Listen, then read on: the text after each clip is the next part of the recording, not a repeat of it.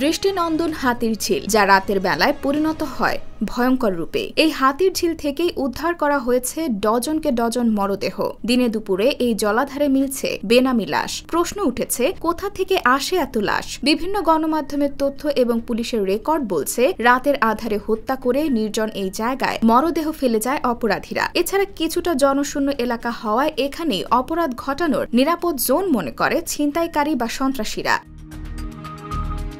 শুধু তাই নয়, মাঝে মধ্যেই মাথাচাড়া দিয়ে ওঠে অচেনা গলির কিশোর গ্যাং। এক যুগ ধরে প্রকাশ্যেই এখানে চলে আসছে চুরি ছিনতাইয়ের মতো ঘটনা। এমনকি গুম খুনের দৌরাত্ম্যও হাতির ঝিলের অস্বচ্ছ পানিকে আরো ঘোলাটে করে তুলছে। এছাড়া এখন পর্যন্ত শতাধিক মরদেহ উদ্ধার করেছে আইন শৃঙ্খলা রক্ষাকারী বাহিনী, যার মধ্যে ২০ থেকে ২৫ জন প্রকাশ্যে আত্মহত্যা করেছেন, আর হত্যার শিকার হয়েছেন ২০ জনের বেশি। তাছাড়া ছিনতাই, সড়ক দুর্ঘটনা, কিশোর গ্যাংয়ের উৎপাত থেকে শুরু করে অপরাধজনিত নানা অঘটন ঘটছে সেখানে।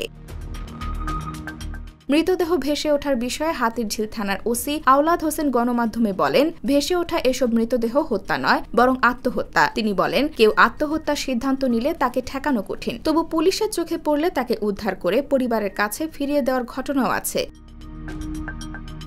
IBTV USA, new York.